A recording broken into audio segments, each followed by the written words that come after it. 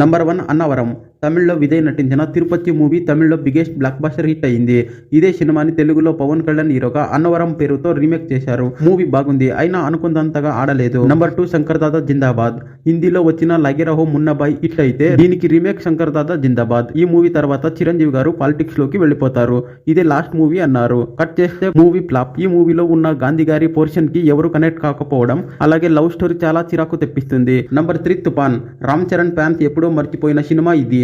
ఈ మూవీ 1973లో వచ్చిన Zanjeer movie remake. పైగా మెగాస్టార్ కొడుకు బాలీవుడ్ ఎంట్రీ మూవీ. హిందీలో సేమ్ టైటిల్ తో తెలుగులో తుఫాన్ పేరుతో రిలీజ్ అయింది.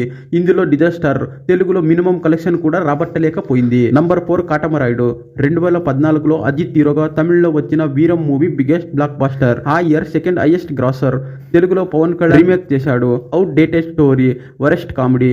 అప్పుడప్పుడే జనాలు రీమేక్ కథలు కాకుండా ఫ్రెష్ కంటెంట్ ని ఎంకరేజ్ చేస్తున్నారు. ఆ టైంలో రిలీజ్ అయ్యి అటర్ ఫ్లాప్ అయింది.